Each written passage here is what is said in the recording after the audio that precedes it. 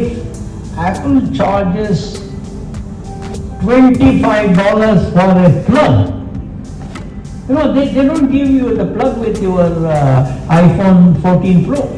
You have to buy iPhone 14 Pro separately and the plug separately. The people presentation, it's actually what we call in the product business as the product market fit. Because every part of what you do has to really understand what the market wants.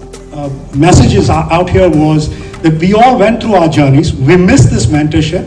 We did the startup from conception to exit. We wanted to continue to deliver that through an accelerator. Understand few things from you, which I'm sure will benefit many of the people sitting here and many of the entrepreneurs, right, who are also sitting here. So the first question is, obviously you built Infosys from ground up, but the biggest thing that you did was to be able to take Infosys, which is born and brought up here, into literally a global company. And what were some of the learnings from the journey? What were some of the steps that you had to take as to how you expanded this Infosys, which was born and brought up here, winning a few customers, and then taking that into the global market? Startups from those geographies to have access to FalconX. We work with government delegates that visit us. That's become a very common trait. We help a lot of VCs have access to LPs. So in that crosshairs, FalconX is becoming a big gateway. I think we're going to only find younger talent with attitude, less skill. And if we find programs like FalconX and if there are advisors from other larger companies, they can grow and scale from there. I think those are the key aspects on talent in the very early stages. Raju's network, Murali's administration and dynamism of everyone in a nutshell is what you get at FalconX. It's amazing. So people who are actually applying for this year, I wish you all the best, and I don't miss this opportunity. Thank you so much. And he's going to tell us how he's feeling here today at this FalconX Immersion Program launch. It's been wonderful to be here for FalconX event. We happen to meet great leaders and mentors who can nurture startups to grow from India to the global platforms, and be hand-holding them to go to the next level, help them in connects. So we are expecting a lot of inputs from the leaders.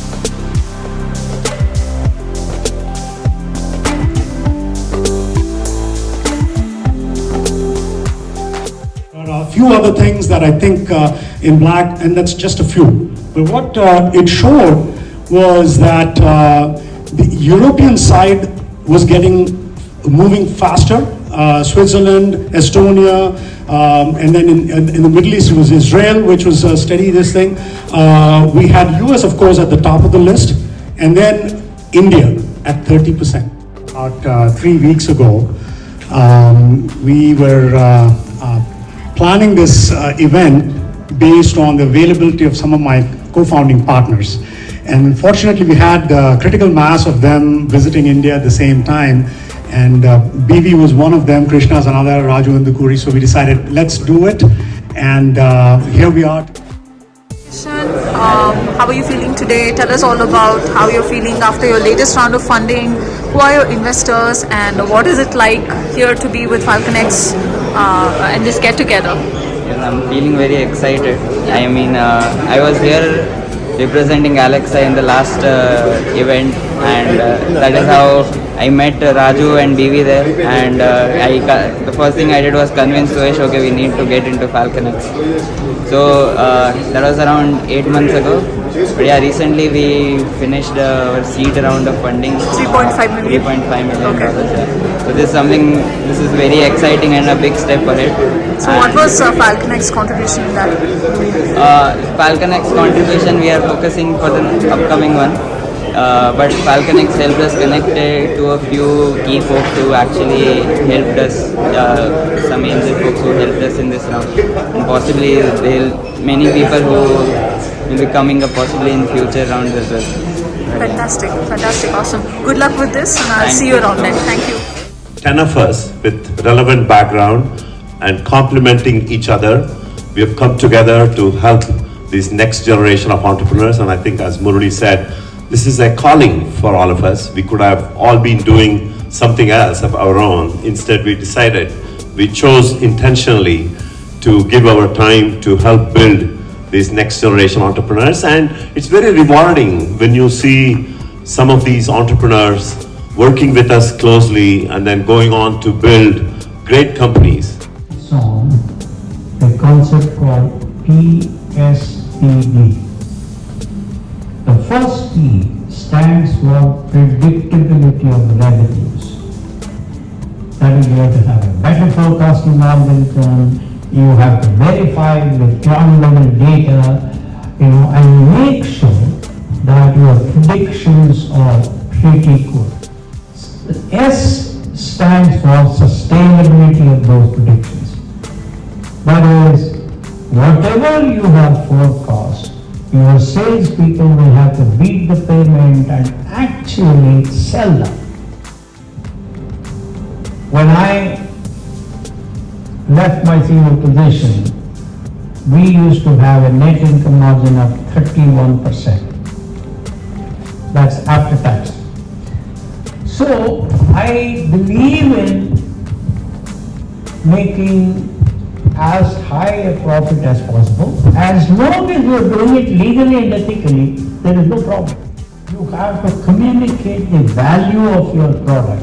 See, as economists say, price is what you pay, value is what you are looking for.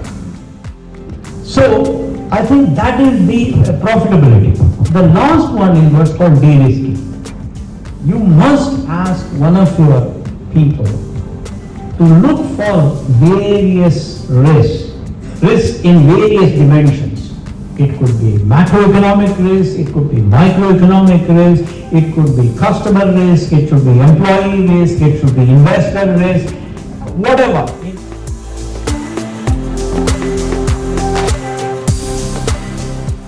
Just if you can summarize that for us, that'd be great.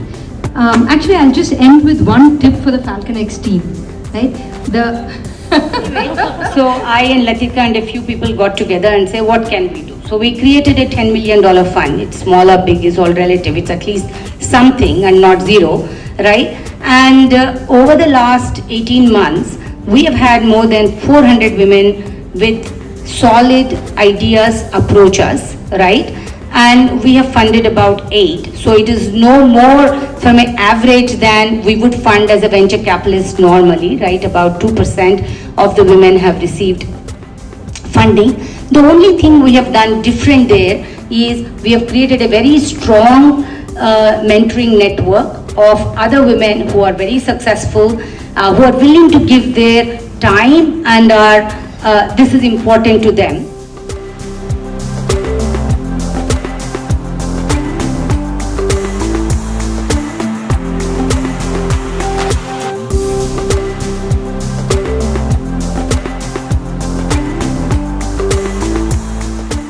As a higher education institution, but at the grassroots level, the kind of change that can bring is going to be tremendous. Everybody will not get a computer science job.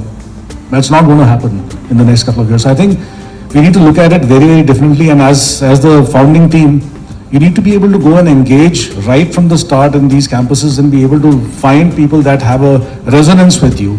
So the outlook needs to be to find the individuals that have the capability to work with your team and your product vision and your segment. And two, I think the need to hold on to people needs to go away.